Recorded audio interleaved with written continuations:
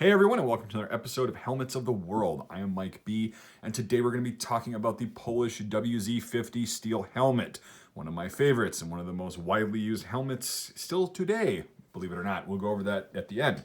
Anyway, we'll kind of go over the brief history of it, and then I'll show you the design, which is really cool. That's why I said it's really cool.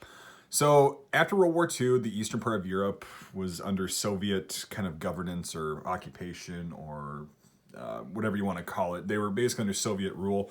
And these countries known as the Warsaw Pact countries had this kind of mutual understanding that they would adopt Soviet-esque looking uniforms, but still put their national flair on it, I guess, their own little spin and kind of flavor of whatever nation they did.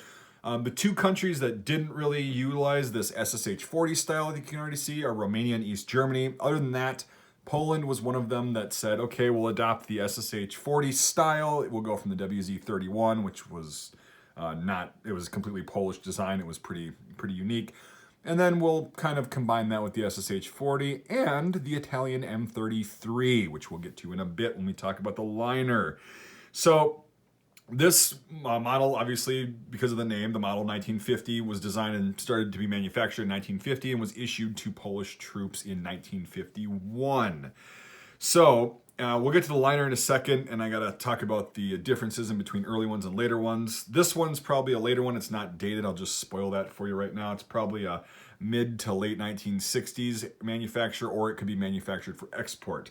But this one was a pretty cool design. You can see the profile looks like an SSH-40, but it's also pretty reminiscent of the Polish WZ-31 still, which is a very interesting kind of flare. This doesn't go down as far. It actually comes out farther, which I'll show you in a second. I want to just take this thing off right now. We'll get to the liner. You can see this nice dark olive drab paint. They really didn't use stencils or decals on the front. So you can see that there right away are these Soviet-esque really small liner rivets. There's only 3 of them. The Soviets didn't like punching holes, big holes in their helmets, so the Polish kind of followed suit with that. Now, when we get here, you can see this looks like an Italian M33 liner or a typical European. What does this have? 8 tongues? Yeah, 8-tongue liner. And the chin strap looks very M33-ish. Now, the difference between the 1950 to 1956 produced WZ-50 helmets and the later ones is just going to be the way the chin strap is attached to the liner bales. Post-56, post-1956, which this one is going to be stitched. Pre-1956, you're going to have 2 rivets that hold the chin strap on. Now, as you can see, you actually can't see because this chin strap's in the way. There is no dome stamp on this one. Usually there's a dome stamp that's got the manufacturer, which I cannot pronounce, and the year. This is why it leads me to believe that this particular one was designed for export. So anyway, it doesn't matter. I'll talk about that in a second. But you see that these flares on the ears really kind of flare out more than on the SSH-40 itself. And it appears that it's a little bit, they're placed farther forward on the head. They don't really, on my head specifically, they don't really cover the ears. They cover in front of the ears, but that might just be my weird head shape. It's a pretty unique design, but it's also made out of a steel that I couldn't really find much information on, but it's a lot heavier than an SSH-40, even though it's a little bit smaller. These, I don't know if they came in different sizes. I couldn't find much information on that. It appears to be kind of a one-size-fits-all. They might have had 3 sizes like the SSH-40 style, using 3 sizes, and the East German style using 3 sizes, but I couldn't find much on that. There's no stamps on here to indicate what size it is, although it does fit respectively a size 58 and 59 head. That liner does.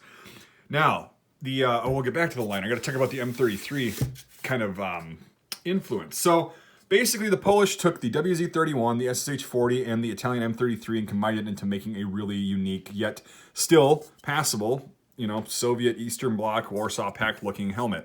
Now, the cool thing about the Italian M33 liner is that it's attached via a bracket, which you can see there, that is only attached in 3 spots and actually keeps the shell away from the user's or the wearer's head.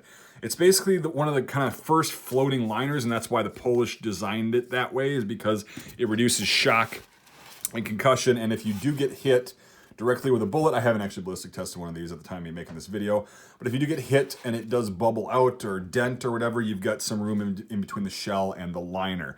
So I really think this is a cool design. It's one of my favorite Eastern Bloc helmets. I actually think all of them are pretty neat, but this one, I'm going to be really curious to test it out ballistically. So they were mostly dark green like this. I haven't seen another variation or color. They're basically all the same, except for if they were painted for like military police use or medical use.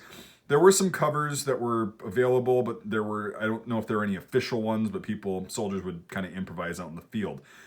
Now, the cool thing about this is one of the most heavily exported steel helmets. I actually say it surpasses the East German M56 helmet for exportation. And even after 1967, when this was replaced by the WZ-67 steel helmet, they were manufacturing this design in Poland for export.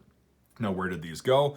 All over the world. Namely, one of the most popular conflicts that these helmets were used in for both sides was actually the Iran-Iraq War in the 1980s. There are tons of these still sitting out in the desert in the border between Iraq and Iran, and they would paint them this weird kind of turquoise teal color, which I actually have an example of. Sometimes I have a shell from somebody that brought it back from overseas, and it's the only way you can tell it's Polish is because of the unique shape and the liner rivet placement, which I'll make a separate video on identifying different SSH variants. But I could tell it was a Wz.50 that was just heavily painted with several layers of paint. So that was used in the Iraq-Iran War. Egypt uses these. If you look at any pictures of Syria, Egypt, Lebanon, older pictures, northern African countries, southern African countries, everywhere in the world, these things are used extremely extensively. They were used in the Vietnam War. They were used everywhere you can possibly imagine.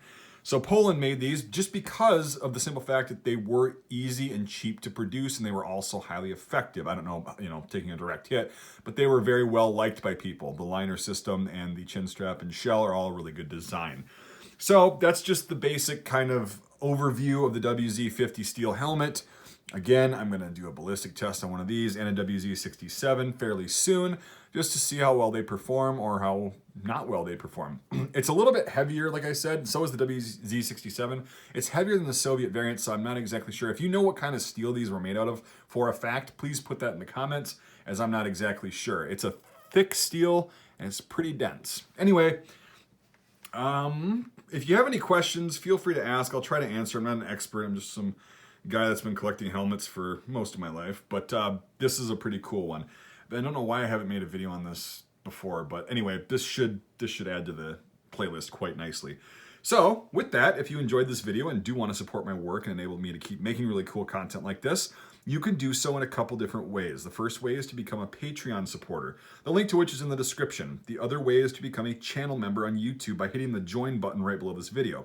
Either method of support helps me out greatly and allows me to create content that I normally wouldn't be able to make because I wouldn't be able to afford to make it simply funding out of pocket. Ballistic tests, range videos, and other videos using historic artifacts in an educational manner cost a lot of money to produce, but with crowdfunding it becomes possible to make very neat and educational content like that.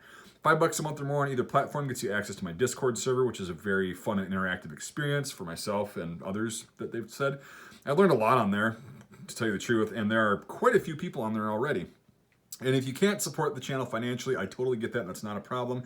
You can still support my work by giving this video a thumbs up, subscribing if you haven't already, and the best way to support the channel actually is to share out this video and other videos of mine if you think people would be able to learn from them, benefit, and find it interesting.